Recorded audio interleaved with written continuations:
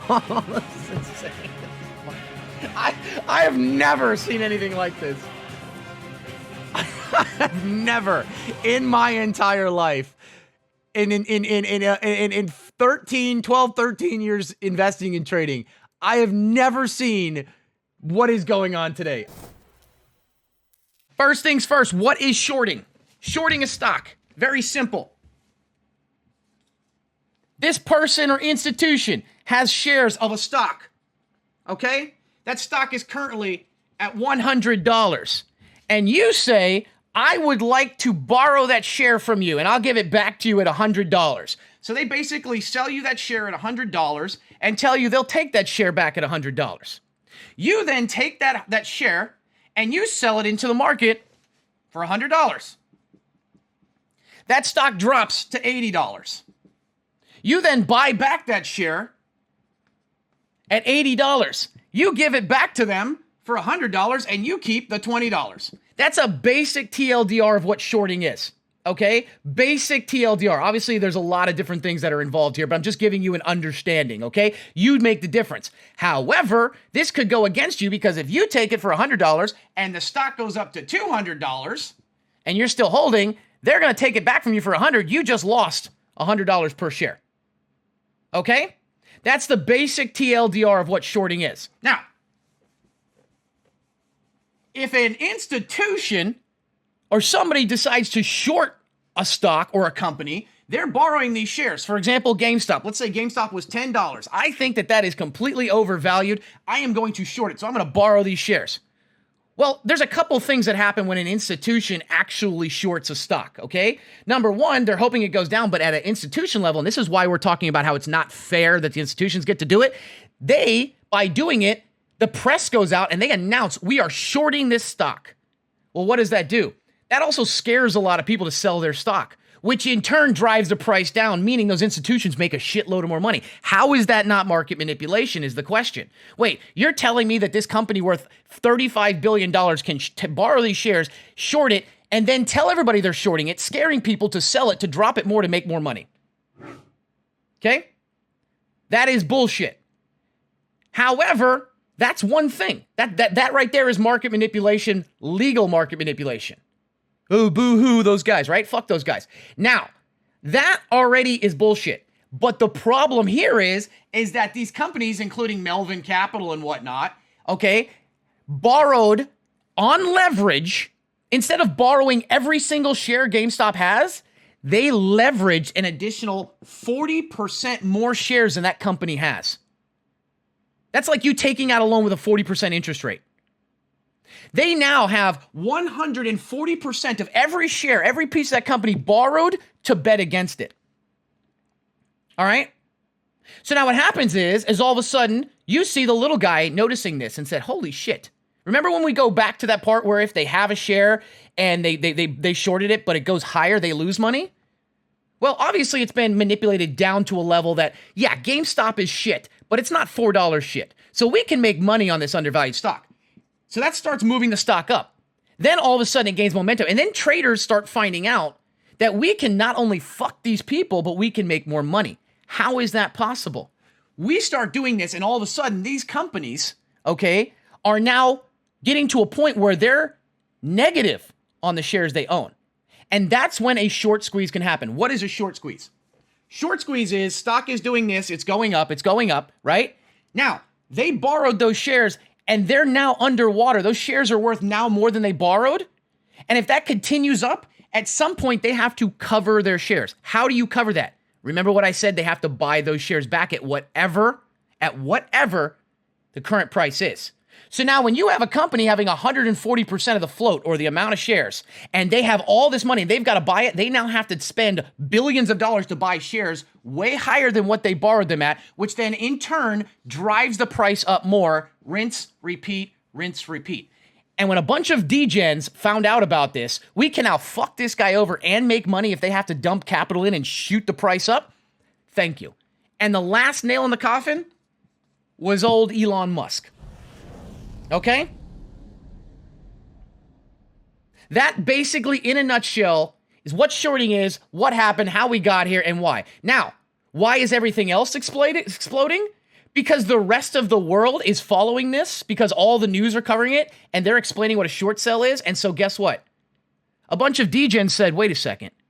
If they can do this to GameStop, what other companies have a shitload of shorts float on it? 98% on AMC, Express, etc., etc., etc. And now you've got the entire world watching this, wanting to make money because they're in the middle of a pandemic where they've been getting fucked and the rich have been getting richer. They're like, I got nothing else to lose. You know what? I got a stimulus check. Let me throw my ass in here. And guess what? We go agane. And that is what is happening. This one instance that was kicked off by some people at WallStreetBets and retail traders has now drove this to happen. And because this is happening, this is insane. At some point, this is going to end. I don't know when. But as long as the news is covering it, as long as the posts are going, and as long as it's staying relevant and people think they can make money, it's going to go from one stock to the next, to the next, to the next, to the next. And these companies are going to get trashed. The problem is, though, is that somebody each time is going to have to buy the top. I hope that's not you. And that, ladies and gentlemen, is a very watered down version of what shorting is, how it can go right, how it can go wrong, how these people, instead of doing something that shouldn't be legal, did it, but got too greedy, got caught by a bunch of people who were fed the fuck up, and they lost $3 billion this week. And guess where that money went? Whoa! It's time to put on the songs again, guys. It's time for the hype again. Understand that the short squeeze is starting to enable, guys. Understand something. Okay, there are a hell of a lot more shares being floated than there are out there. Okay, the GameStop $60 calls for January are the highest. They're already completely squeezed. The gamma squeeze is going on, and the short's going to have to start covering, and this could push this stock to astronomical heights, and you are here to witness it. Here's somebody who dumped their entire Roth IRA into GameStop. Are you kidding me? This man's IRA was $30,000 last week. Are you kidding me? This is your retirement, sir. Oh my God. Are you kidding me? Guys, how many of you are in GameStop? Oh, here is Mr. $20,000 IRA as of right now. Are you shitting me? How do you put your entire retirement account into one stock? He says it keeps going. Oh no. Oh no. Reddit moderator slams WallStreetBets fat cats as GameStop's wild ride continues. They hate that you played by the rules and still won. What a day. What a fucking day. Holy shit, guys. Yeah? I have never been part of a roller coaster of emotions in a single stock market day throughout a day as I have today. I was with you guys through the first ever market halt where the game of marbles was played. We opened up negative 7% in the market. Your guys' portfolios were down up to 35%. I was there for that. I was there for the 8% up day and the gloriousness of which it was. But to watch hundreds of thousands, millions of dollars be made and lost in a matter of an hour today was insane. My favorite part was perhaps one guy who decided to gamble his entire retirement IRA and went from $38,000 to $127,000, what would have taken him 10 years to do within the first hour this morning. And he finished the day still up, but 7 years wiped out. But you know what he said? He said, we go agane. We go agane. But real quick, dude, just so you know, this price isn't going to last forever on GameStop, so don't fucking diamond hands your IRA forever into a single fucking stock, okay? Please be smart. YOLO, bitch! Oh!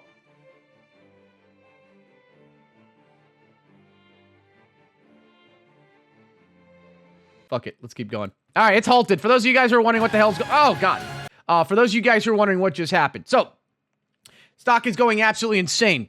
A very, very large sell order did not go through. So, apparently, it either got market filled or got lowered. And that sold, and it just dumped a shit ton of shares into the market. Now, it halted. Why did it halt? So, what happens is the stock market, the exchange, will halt the stock means stop trading from commencing on the upside or downside to kind of cool things off, to kind of give us a break to decide not to panic sell or to do, whatever. And that's what's happening. Obviously, in GameStop, there's nothing to matter. So one of two things is going to happen. There's going to be extreme volatility coming out of this. There's either going to be a shit ton of people who say, fuck, now I missed it. This is discount. Because we just saw the entire stock drop 12% in 1 minute. So one of two things is going to happen. Volatility is going to come out. This is going to go boing and come back down. Or we're going to see a little bit of uptick and then a straight drop. Probably something similar to what we saw here. Okay? I don't know. But, sir, go with God. 350 is only the start. At some point, it's going to end. I'm not saying it's going to end anytime soon. Will it get to 1,000? Okay, will GameStop get to 1,000? I have no idea. Can GameStop get to 1,000? Here's how stocks work, guys. Short squeeze aside. In order for a stock to go up, someone has to sell and someone has to buy. If the person buying is willing to buy it higher than it currently is, or whatever the person's selling, then the stock moves up. If this person is not willing to buy that high and this person has to lower the amount to get out, the stock moves down. If people are hyped up enough to continue to buy this thing and they can make money, yes, this could continue to go up. This could definitely continue to go up. But it's not going to stay up forever. For those of you guys who don't understand how the stock market works, at some point, people are going to hold this and say, is there another catalyst for this to go up? And if there is not, they are going to sell it and take their profits. That is going to happen. How long it takes, I don't know. I don't know. Could take 2 months. It could take a year. We'll see what happens. Enjoy the moment.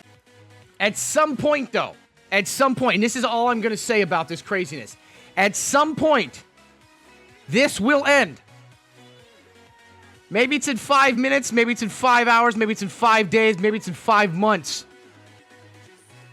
Have your stop losses, boys. Or at least keep an eye on it. But Stocky, if I would have stopped yesterday, I'd have missed out on so many gains. We go again tomorrow. Okay. But just don't be the guy who sits here for the rest of his life holding 1,000 shares of something that he was up $1 million on. It's now worth 40,000 saying, I remember back in the time when this was worth a lot of money. Okay? There's some guy out there who still owns Luckin Coffee at $52.